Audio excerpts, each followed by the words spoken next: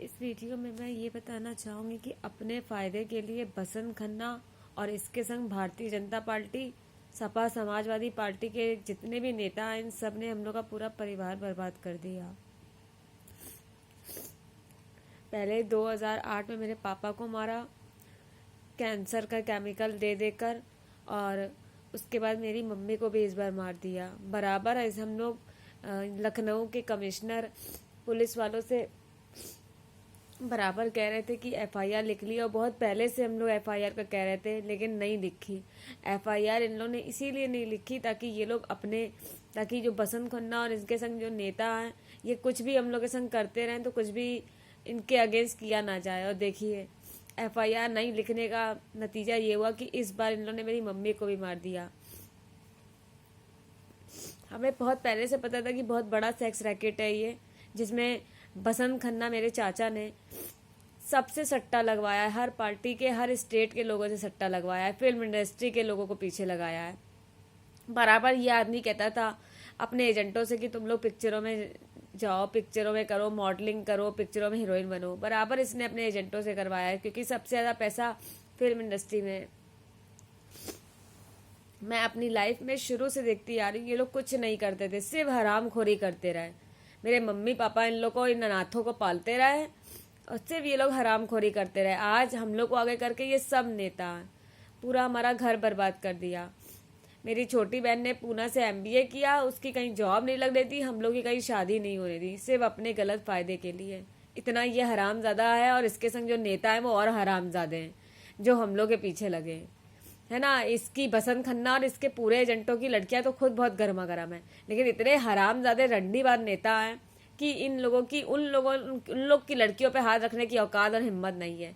हरामजादे हम लोग के पीछे पड़े हैं।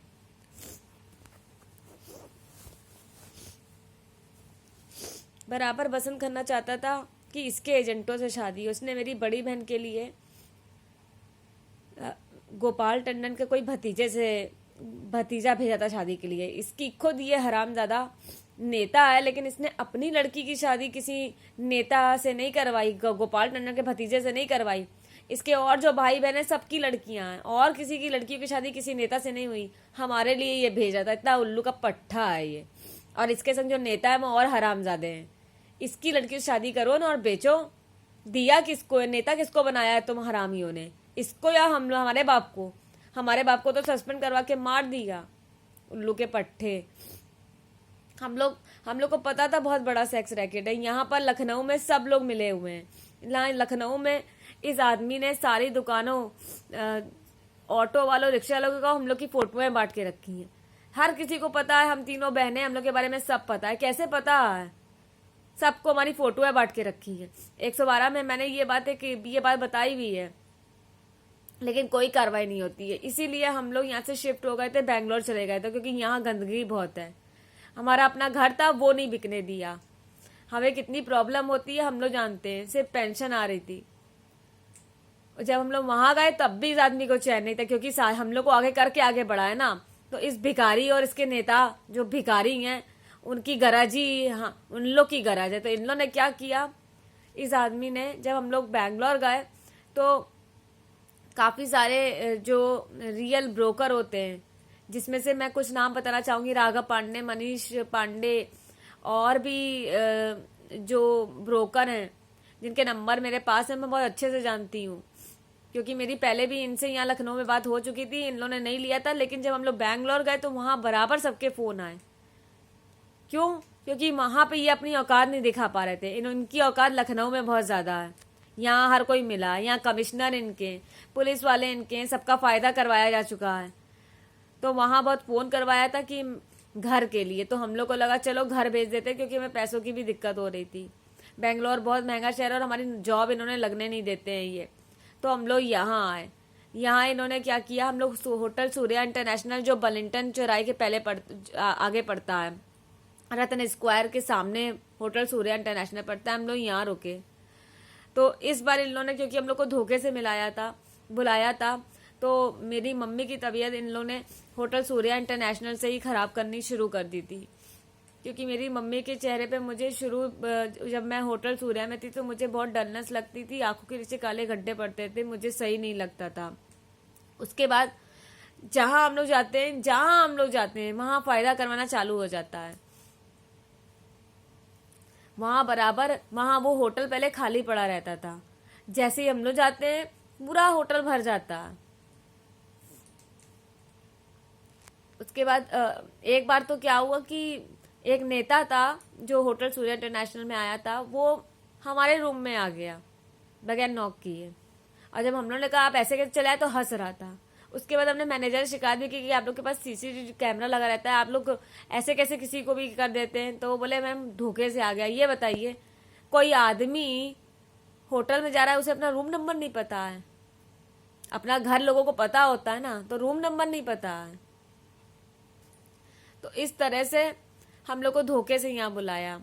उसके बाद शुरू में तो जब हम लोग यहाँ आए तब तो शुरू में तो सबने कहा मैडम आप घर दिखा दीजिए, तो हम लोग खुद तो घर नहीं दिखाने जाते थे क्योंकि हम अपने घर से भागे हुए थे। इसी फरवरी को हम अपने घर से भाग गए थे, 2021 फरवरी को, क्योंकि हम वहाँ अपने घर में कैद थे। वहाँ पूरा मेरे चाचा ने अड्डा बसा रखा है सेक्स रैकेट का, तो बराबर वहाँ यही सब होता था। पुलिस वाले निकलते रहते थे, लोग नेता वहाँ पूरे में नेता रह रहे हैं। नेताओं को तब भी भैया बहाने से दिखाते थे ये लोग। तो बहुत ये सब वहां तो नेताओं का आना जाना मंदिरों में, सबके घरों में, ये सब बहुत बिल्कुल धंधे वाले लोग हैं। बसंत खन्ना के धंधे वाले लोग जानकीपुरम एरिया में रह रहे थे। तो कि हम लोग बिल्कुल घर में कैद थे। मेरी मम्मी को तो बीमार कर ही दिया था, पैरालिसिस वो सब कर ही दिया था। किसी तरह हम लोग वहां से भाग गए थे।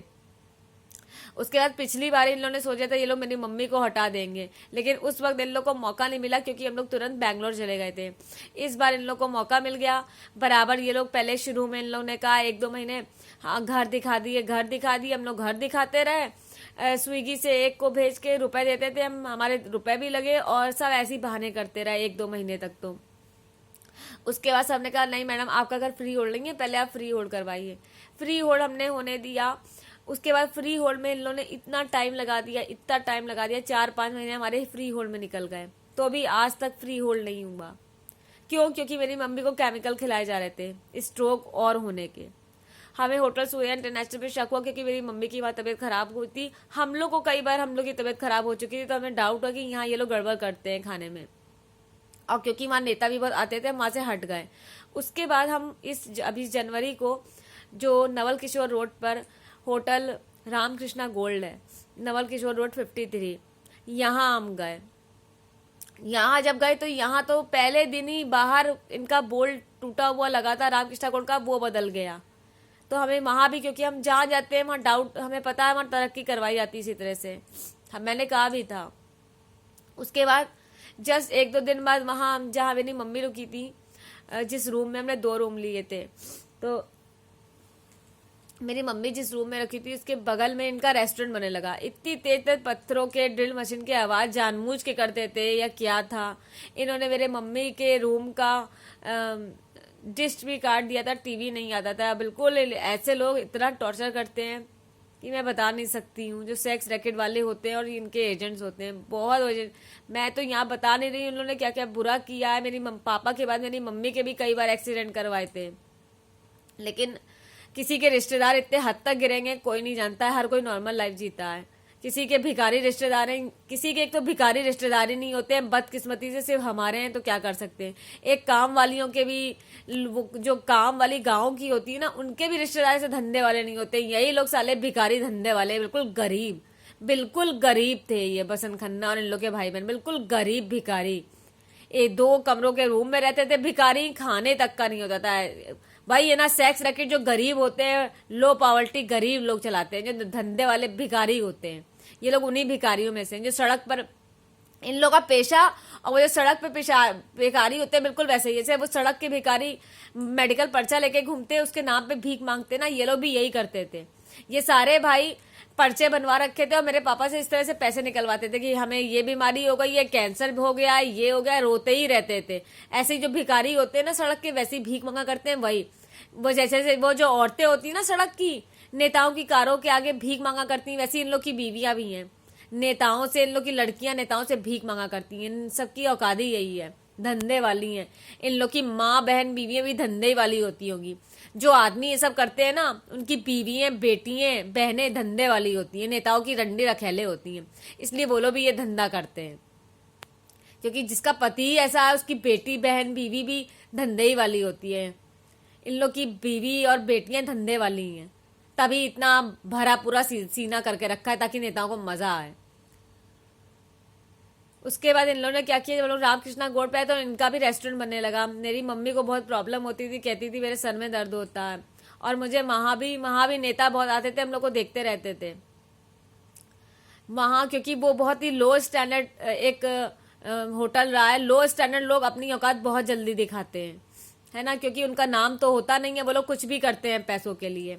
और हम लोग के काफ़ी रुपए भी खर्च हो गए थे, तो हमने सोचा हम इस बार थोड़े से कम बजट के में होटल में आएंगे, क्योंकि ये भी सड़क पे ही था, नवल किशोर रोड हरजगंज में ही है, लेकिन ये एक लो स्टैंडर्ड होटल है। इस 2 रूम जो लिए थे, तो हमने जो रूम लिया था वो 700 रुपये का था, और जो मेरी मम्मी ने लिया था वो 1000 का था, तो ये कम रुपए का था। तो यहाँ भी नेता बहुत आते थे, हमें यहाँ पुलिस वाले बहुत निकलने स्टार्ट हो गए थे, बिल्कुल वैसे ही जैसे मेरे घर पे निकलते थे, तो हमें यहाँ भी बहुत डाउट होने लगा था। तो मैं और मेरी बड़ी बहन हम लोग दूसरे होटल में शिफ्ट हो गए थे। मेरी मम्मी और मेरी छोटी बहन एक रूम में रुके थे, क्योंकि मेरी मम्मी नीचे का ही रूम लेती हैं, वो उनको पैरालिसिस है, वो चढ़ नहीं पाती हैं। मौका पाकर इन लोगों ने क्या किया, होटल रामकृष्णा गोल्ड इन लोगों ने मेरी मम्मी को जहर दे दिया सीधे। तो 18 की रात को मेरी मम्मी के मुंह से 12 बजे के आसपास झाग निकलने लगा, और ठीक उसी दिन शाम को वहां पे एक नेता ने मेरे संग बदतमीजी की थी, काफी लड़ाई हो गई थी। अब पता नहीं उसी नेता ने मेरी मम्मी को जहर दे दिया क्या। मेरी मम्मी को इस बार मारने का तो प्लान था ही इन लोगों का। उसके बाद मेरी मम्मी को जहर दे दिया, तो मेरी मम्मी के मुंह से झाग निकलने लगा था, और मेरी मम्मी बहुत बेहोश हो गई थी। उसके बाद बदतमीजी देखी इन लोगों को, क्योंकि बचने नहीं देना था। मेरी सबसे छोटी बहन थी, उसने हमें बुलाया, और उसने पहले ही एम्बुलेंस को फ़ोन कर दिया, 108 और 100 नंबर पे एम्बुलेंस को फ़ोन कर दिया। कोई भी एम्बुलेंस नहीं आई, कोई भी एम्बुलेंस। उसके बाद हम लोग को एक ऑटो मिली थी, हम उसमें किसी तरह से अपनी मम्मी को ऑटो में रख के सिविल ले गए थे, जो श्यामा प्रसाद मुखर्जी है वहाँ पर। उन्होंने कहा कि हमारे पास ऑक्सीजन मशीन नहीं है, हम नहीं रख सकते, तो वहाँ उन्होंने लोहिया रेफर कर दिया, या मेडिकल कॉलेज। हम लोहिया लेकर गए, तो वहाँ उन्होंने कहा कि बेड नहीं है। इतने बड़े हॉस्पिटल हैं, हर जगह से मेरी मम्मी का ट्रीटमेंट इस बार मना करवा दिया बसंत खन्ना ने, चाहे वो सिविल हो चाहे लोहिया हो, क्योंकि सिविल हरजगंज में पड़ता है, लोहिया भी सड़क पे गोमती नगर में पड़ता है। सब कुछ पहले से प्री प्लान था, सबको पता था कि मेरी मम्मी को मारा जा रहा है। उसके बाद जब लोहिया में उन्होंने मना कर दिया, तो हम एम्बुलेंस में बैठे, हमने सोचा हम अपोलो जाएंगे। मैंने कहा भी अपोलो, बट वहाँ एक लड़का था, वो बोला मैडम अपोलो में आपके काफ़ी रुपए खर्च हो जाएंगे, और यहाँ से सबसे बड़ी बात है बहुत दूर है, गोमती नगर से आलमबाग तक जब तक आप जाएंगी आपकी मम्मी की डेथ हो जाएगी। उसने कहा कि यहाँ पास में ही कटौता चौराहे के पास अर्पण हॉस्पिटल है, आप वहाँ चलिए, वो उसी का हॉस्पिटल है। उसने ये कहा था मुझसे, और वो खुद एम्बुलेंस में आगे आके बैठ गया। उसका नाम अभिषेक पांडे था।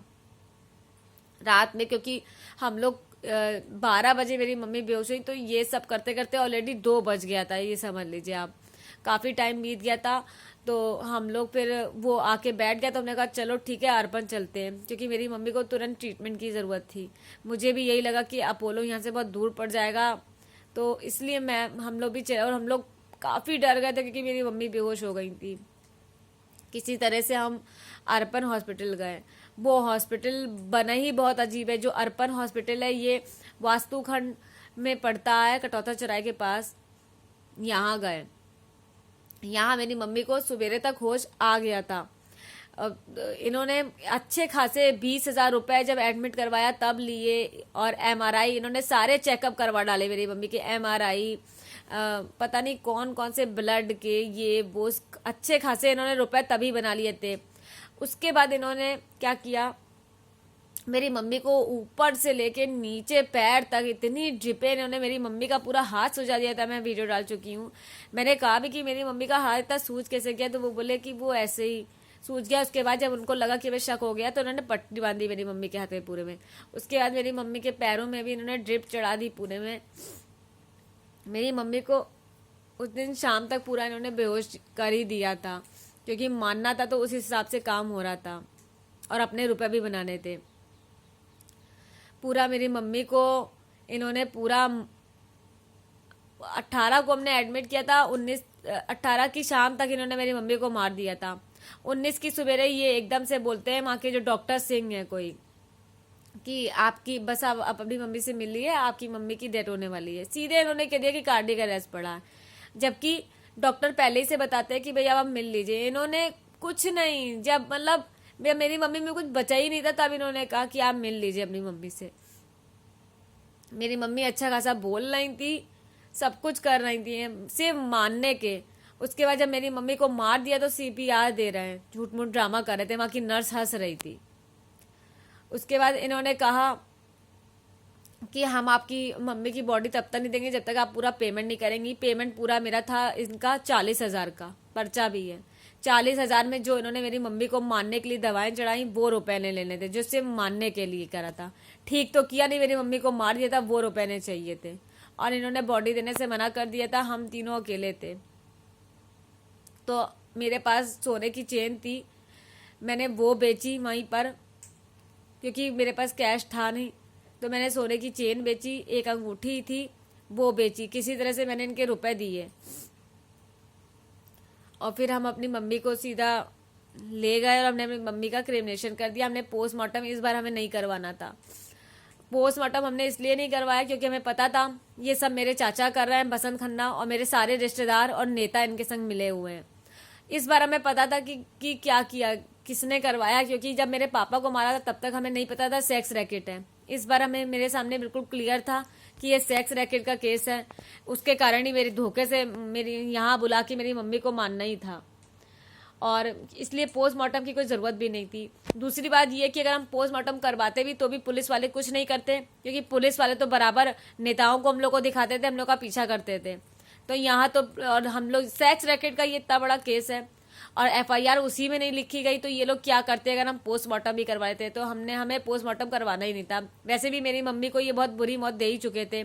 इतनी ठंडक में इन्होंने ठंडक की दवाएं चढ़ाई हैं बराबर, क्योंकि होटल सूर्या में जहाँ तक मुझे लगता है मेरी मम्मी को और स्ट्रोक होने की दवाएं दी जा रही थी, या खाने में या पीने में, जो भी इन्होंने स्ट्रोक होने के लिए दिया था, क्योंकि मेरी मम्मी बिल्कुल ठीक थी। बेंगलोर में तो बिल्कुल ठीक थी। उसके बाद और दवाओं के नाम पर, क्योंकि स्ट्रोक जब होता है ना तो ठंडी चीज़ों से बचाना चाहिए। मेरी मम्मी को ठंडक बहुत लग रही थी, ऊपर से मेरी मम्मी को इन्होंने ठंडी ठंडी चीज़ें दी हैं, जिसके कारण मेरी मम्मी का 18 तारीख को चेहरा बिल्कुल वाइट था। हमने पूछा भी कि ये वाइट क्यों है, तो उन्होंने बहाने बना दिए। ऑक्सीजन मास्क भी जो उन्होंने लगाया उसमें बहुत जल्दी जल्दी ऑक्सीजन आ रही थी। मेरे मम्मी के पैर में ड्रिपें बहुत सारी चढ़ा रखी थी। मेरी मम्मी ने भी कहा था ये लोग पैर चढ़ा देते हैं, पानी नहीं देते थे। मेरी मम्मी ने मुझसे कहा था कि ये लोग पानी ही नहीं देते हैं। तो बहुत बुरा इन लोगों ने किया। तुम लोग को मानना ही था तो क्यों इतना तड़पा के मारा। मेरी मम्मी तो वैसे भी बहुत सीधी थी, क्या तुम लोग का बिगाड़ा था। बसंत खन्ना, तुम इतने कमीने और हरामी आदमी हो ना। तुम्हारी माँ सच में किसी नेता की रखेल, तुम किसी रखेल की औलाद हो। तुम किसी जो गंदे होते हैं ना, जो औरतें नेताओं के संग धंधा करके नाजायज बच्चे की माँ बनती है, तुम उसी की किसी गंदी औलाद हो। इसलिए मेरी माँ ने तेरे भाई से शादी की, हरामजादे, है ना। हम लोग हो गए तो तू आज नेता बन गया, हमारा इतना बुरा कर पाया, तुझे सब मिल गया। वरना देख ले, तेरे एजेंटों से हम तीनों ने शादी नहीं की। तू जैसे भिखारी और हरामियों के लिए ना हम तीनों सही हैं, जो तेरे किसी एजेंटों से शादी नहीं की। सही थप्पड़ मारा है तेरे मुंह पर। साले, तुझे तेरी औकात हम तीनों ने अच्छी दिखाई।